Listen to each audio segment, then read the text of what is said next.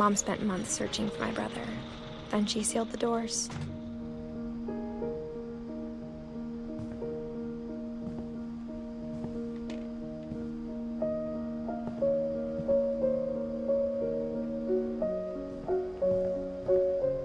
Whatever Milton had found in the house, Mom didn't want it getting out.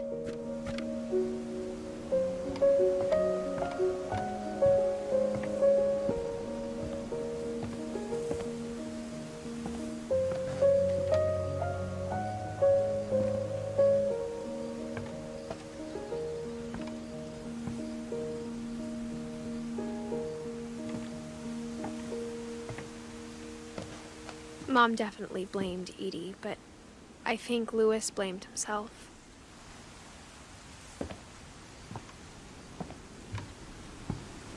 After he graduated, he just spent more and more time in his room, until Mom got him a job at the cannery.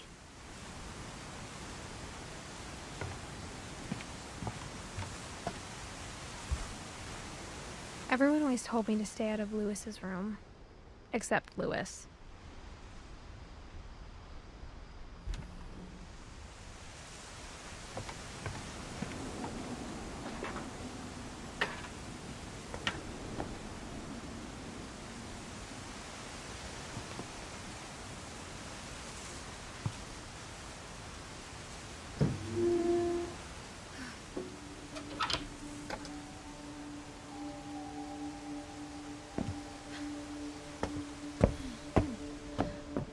Lewis's room smelled very, very familiar.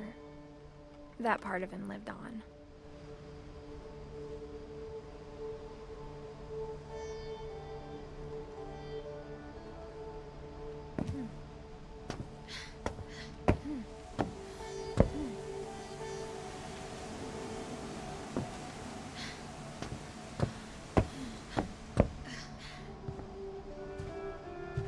Lewis and I spent a lot of time playing games together, but he was surprisingly bad at them.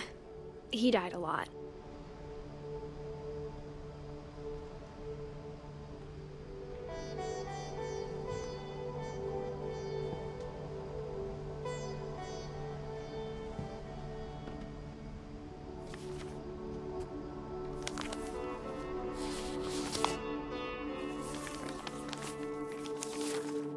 Dear Mrs. Finch, as Lewis's psychiatrist, I can understand your desire for an explanation. As I see it, the trouble began in January, shortly after we convinced your son to seek treatment for substance abuse. Newly sober, I believe Lewis first noticed the monotony of his daily life.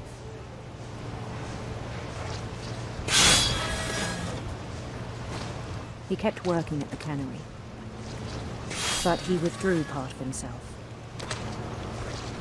In our sessions, I saw the same behavior.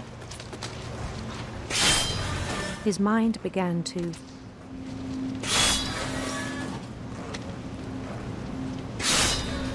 wander.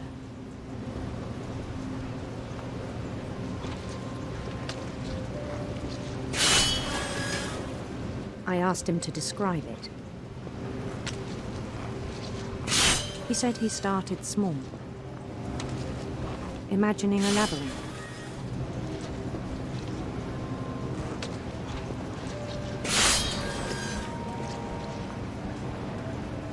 He'd feel his way about.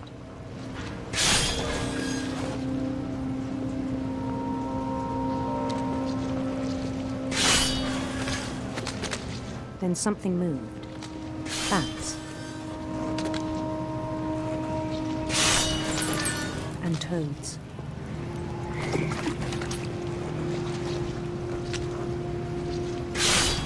And things that have not names. He knew it was all in his head. But he took it very seriously. I had hoped he'd find himself.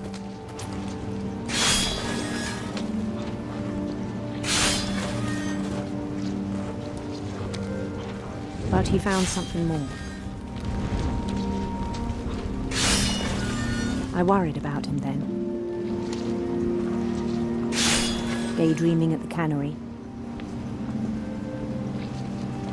I spoke with his boss. But he said Lewis had become a model employee. Methodical, tireless, focused.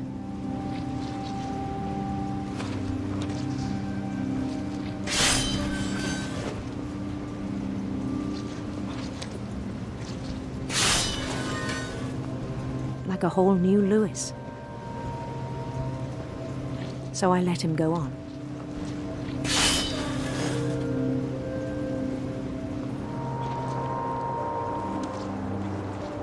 I even encouraged him.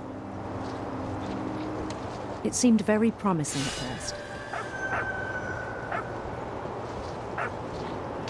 He told me he'd made a new friend.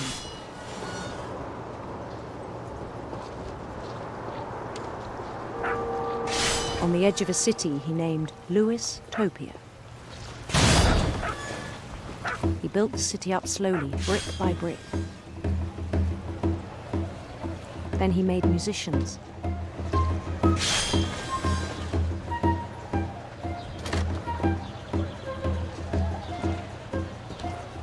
And songs for them to play. He talked about starting a band. And he was always humming something. Every day his imagination grew stronger. He no longer spoke at the cannery. But his chopping was as reliable as ever. Then one day it struck him that all the cheering crowds, even the stones under his feet, were all in his imagination. So he could do whatever he wished.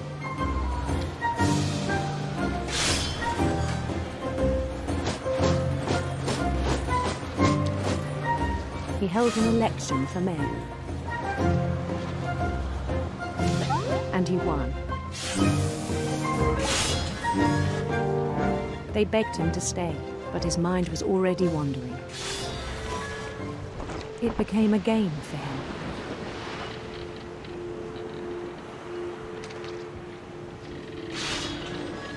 He'd conquer a city, then immediately push on. New Louisville.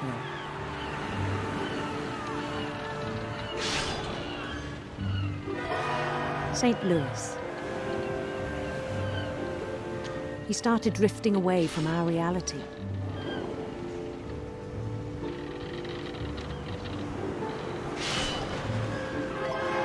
Minneapolis, until one day he forgot to go home from the cannery. Even as his mother pleaded with him, part of Lewis kept sailing on.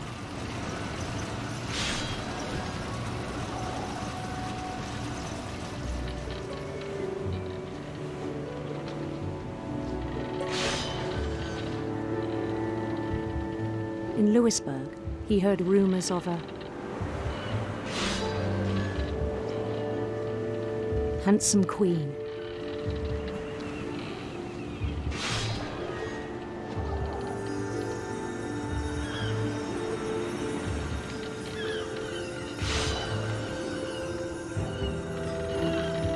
The queen was on her own quest for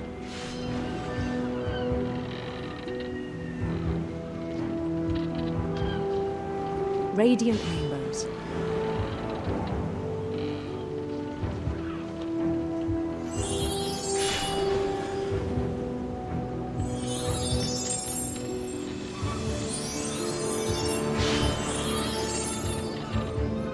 He followed the sound of her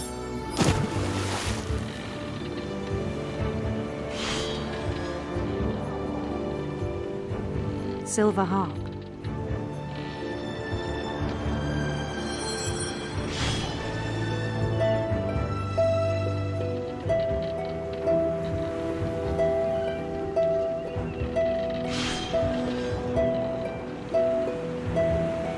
His chase led him to a golden palace east of the sun and west of the moon. Even then, his logic remained sound.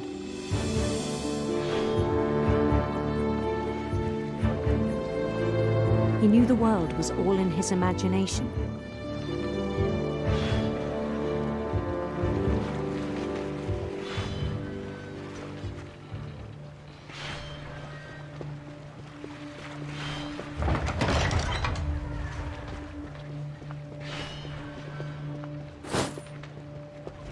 But he was so proud of having created it.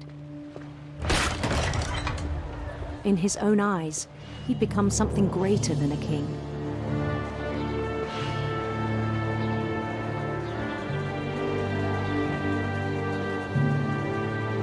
For someone who'd never known success in the real world, I think it was overwhelming. And then it struck him that the real Lewis was not the one chopping salmon, but the one climbing the steps of a golden palace.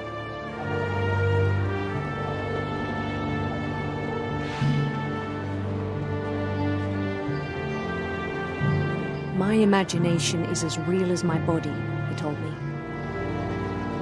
It was hard to argue with him.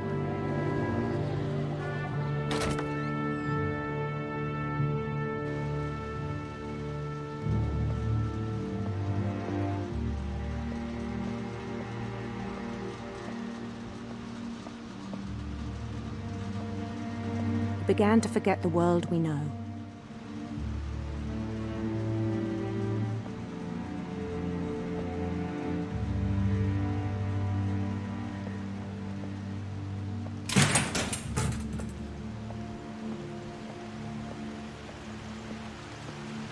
I think it pained him to remember Lewis, the cannery worker.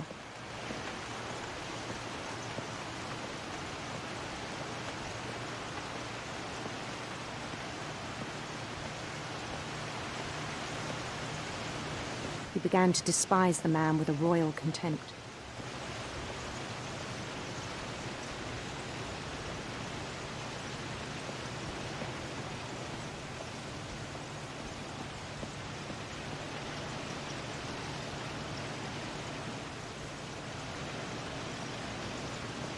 I still thought I could save him.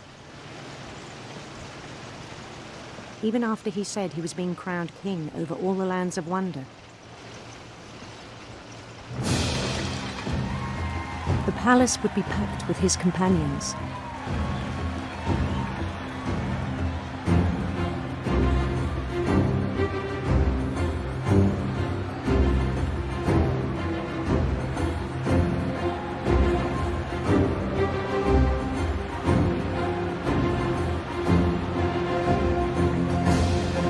Including the wise Calico who had insisted on advising me.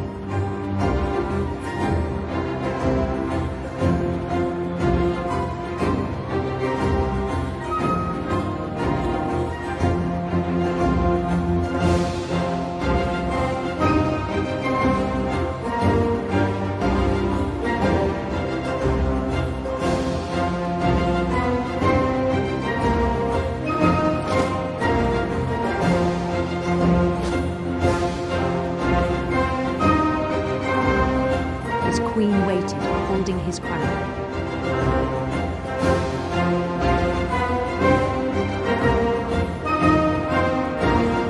There was only one thing left to do.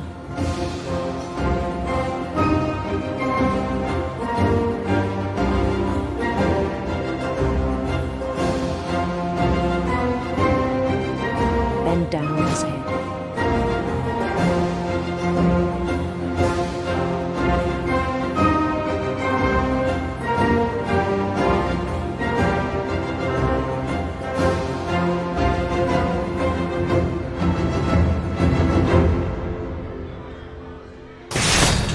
The rest I think you know.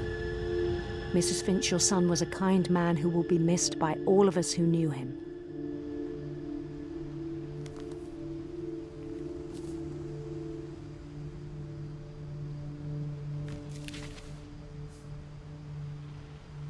My brother was really cool. I wish you could have met him.